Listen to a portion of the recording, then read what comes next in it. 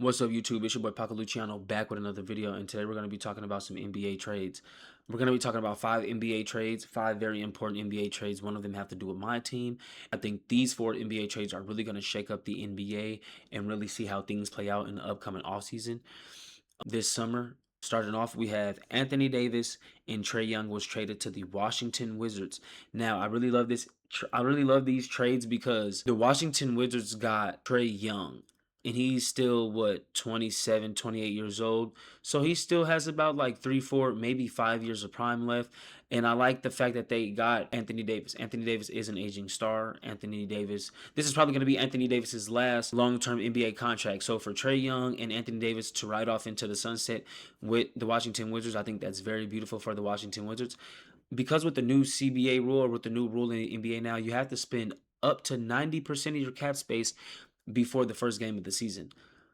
And I'd rather the Washington Wizards do that, spend the type of money on Anthony Davis and Trae Young, who can possibly be healthy if you bench them for the rest of the season. That way you can continue to tank and get potentially a top 3 pick upcoming and get like a Cameron Boozer, AJ Devine still, or a Darren Peterson in the upcoming draft, which would be another prominent young piece that you can add to your roster, who will also be on a rookie contract. That way you can let things play out, let things shake out. You can give some guys role players type based contracts and give some guys superstar based contracts. Like one young guy that I really love, Alex Sarr, great defensively. Only thing you're worried about is if Trae Young and Anthony Davis hinders somebody like an Alex Sarr or somebody like in Trey Johnson, who is also a very nice young prominent piece, who I think his game will improve standing next to somebody like Trae Young, because he is a sharpshooter, and I think the catch and shooting from him would be elite behind a point guard like Trae Young, who is a pass first point guard. I think Anthony Davis playing at the forward position, taking some defensive liabilities off of Alex Sarr, whether you like it or not. Anthony Davis is still a really great defender, a still really great two-way player in the league when he is healthy, and I think that would help Alex Sarr, because Alex Sarr will be able to focus on certain parts of his game and improve certain parts of his game. That way, when Anthony Davis do go out and he potentially exits the league, Alex Sarr can probably learn a thing or two from Anthony Davis and probably improve his game really, really well. Um, and a lot of people don't really like what the Mavericks have gotten, but I really do like what the Mavericks have gotten, just because the Mavericks have gotten a bunch of players who are going to be on expiring contracts with me next year. You are going to have a bunch of cap space to work with. Who's to say that they don't go out and snatch somebody out for free agency? Or who's to say that they don't sign a couple of decent role players that you could partner up with Kyrie Irving and Cooper Flag that might improve his game, and later on in the season make another trade or two? You know what I mean? Next year. So I like that for the Mavericks. A lot of people don't like the Mavericks, but I really do like that for the Mavericks. Just like I said, they have the opportunity to partner somebody up with Cooper Flag, and they also have potential to even tank for the rest of the year and go and get like a AJ DeBeinster or a Darren Peterson or something like that. But I want to see them get like a Darren Peterson, somebody that's young, that you can tell that will come into the league and he can be ball dominant. He can be very great. Or somebody like a Cameron Boozer, who can be very great down low at the 4 position, and you will have great 3 and 4 running your small forward and power forward positions. Cameron Boozer and Cooper Flag. Cooper Flag could probably even run the 2, and you could probably have Cooper Flag running the 2 and Cameron Boozer running the 3. Who knows? I like this for the Mavericks. Like I said, they have expiring contracts. They can pay some guys coming up who's going to be free agents or not. Who knows? They could probably go get Jonathan Kuminga in free agency. And then that's all I have to say about the Mavericks and the Washington Wizards. But I really do like that, and I really do. The Mavericks and the Wizards will be 2 teams that could shake up the league a little bit in the next year or maybe 2 years, depending on who's going to be free agents and who's not. You know what I mean? And then let's talk about James Harden and Darius Garland, because I know that's the trade that's really going to shake up the league. That's really going to mean something, and really going to be something that can make some noise this year in the playoffs. Like I said, you don't know what you're going to get out of a Darius Garland for the upcoming seasons. He's 26 years old. His improvements is probably going to be hindered. He probably isn't going to be able to improve his game with the Cavaliers just because of the makeup of the roster. You have an Evan Mobley, a Jared Allen, you have a Donovan Mitchell, who Donovan Mitchell is somebody who is very ball dominant, who's going to go get you 28 to 35 points on any given night. You feel what I'm saying? And I just don't think that Darius Garland would have been able to improve his game just because Darius Garland is a ball handler or is a basketball player who we can see when we look at his game. He needs the ball in his hands. So I like that him for the Clippers because the Clippers don't have a ball handler. And I like how you're going to roll the dice and take a chance on a 26-year-old with Darius Garland. Who knows? That might be all he need is a change of scenery. He might be more confident. He might play better. It might just be an overall better look for the Clippers and Darius Garland.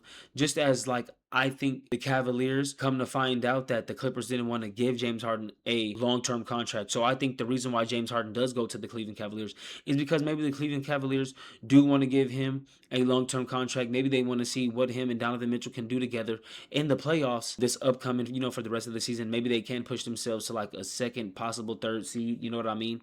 But I really love that for the Cavaliers, and you want to max out the potential that you have because you don't know if you're going to be able to sign a Donovan Mitchell to another long-term contract. And I like this for Evan Mobley.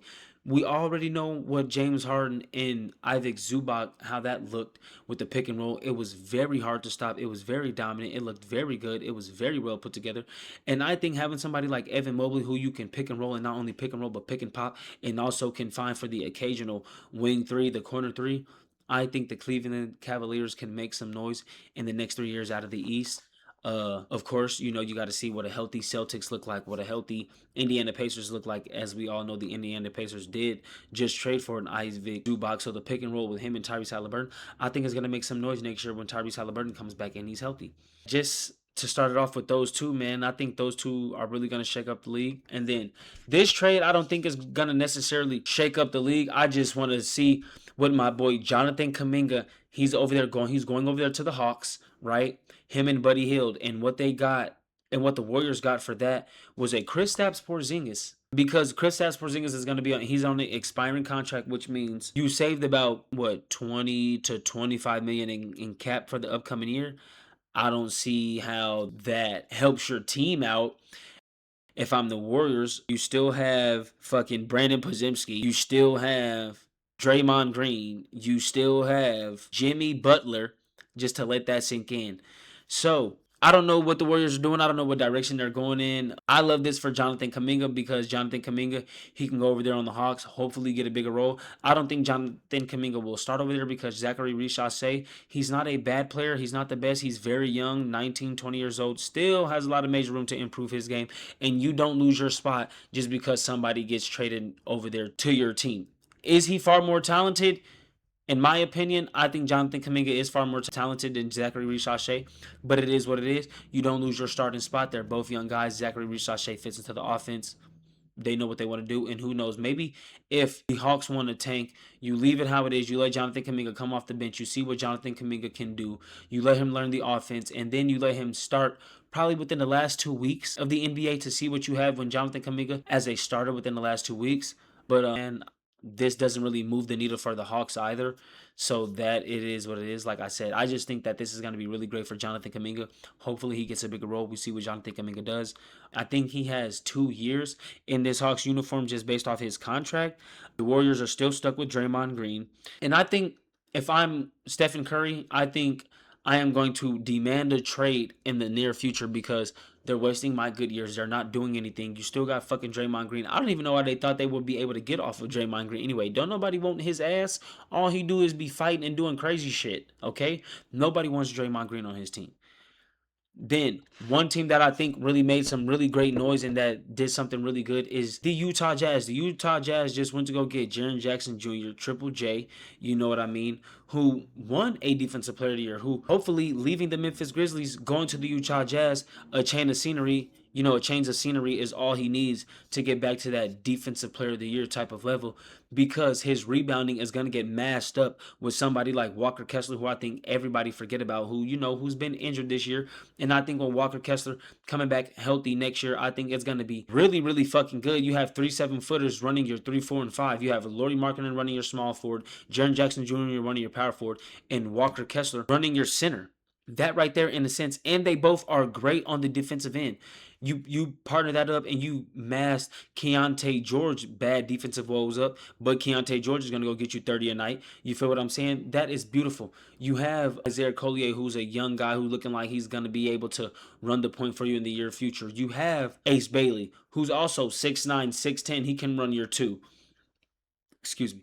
I really love this for the Utah Jazz. I think in the next 3 to 5 years, depending on the type of veterans that they get, depending on how these young pieces, these young players shake up and shake out, I think the Utah Jazz could be a team that's going to make some great fucking noise in the upcoming near future. So shout out to the Utah Jazz. You feel what I'm saying? I think that they're going to make some great, great, great noise. The Memphis Grizzlies, I don't know what the hell they're doing. They're stuck with Ja Morant. Who knows if they're going to try to trade Ja Morant? I don't know what Ja Morant's contract looked like, but I think he's still going to be on the team all the way up and through the next season, maybe even two. So who knows what they're doing? But I don't like this for the Memphis Grizzlies. I don't like this young talent that y'all have. This young talent that y'all have is not enough. It's a bunch of second rounders that ain't gonna do shit. Okay, throughout the season.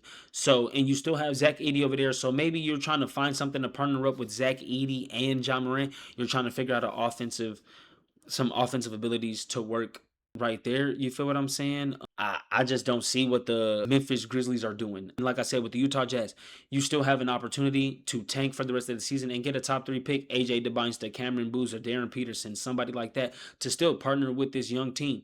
And you see who's the best players and you give the right people contracts. So I love this. And then, like I said, with somebody with like Jaren Jackson Jr., who you know you have locked up for the next 4 to 5 seasons up until like the 2032 season. So like I said, I really like this for the Jazz. Young, promising core. You have somebody like Jaren Jackson Jr. on your team. And before we end this video off, we're going to talk about my Oklahoma City Thunder, who just fucking got Jared McCain, okay? Y'all fucking let us get Jared McCain out, y'all. Are y'all out y'all rabbit ass mind? The man played 22 games, I want to say 22 games his rookie year. And if you look at those games that he was playing his rookie year, he looked like he was going to be rookie of the year. He looked like he could be a 25 to 30 point per game scorer. I really like this for us, okay? Somebody who's really young, somebody who is coming back from injury, who can, our Oklahoma City Thunder medical staff, he does not have to play not a minute. We can just get him going. You feel what I'm saying? Get him going in these practices, get him going in training and rehab. Probably have him ahead of schedule because I don't know why I feel like over there with the 76ers, they had him behind schedule because it is a meniscus tear. I've seen some NBA players come back from a meniscus tear within 1 month, 2 months, 3 months. He was out an entire season. So I think our medical staff is way better than the 76ers medical staff. And I think we're going to see a stronger, way better, more talented Jared McCain. I think this has definitely played out for us. This is beautiful because if Jared McCain turns out to be a star, right, or to be somebody who can really perform and put on a show, he can be a beautiful tradable piece for the near future. So my Oklahoma City Thunder, we didn't even really lose anything.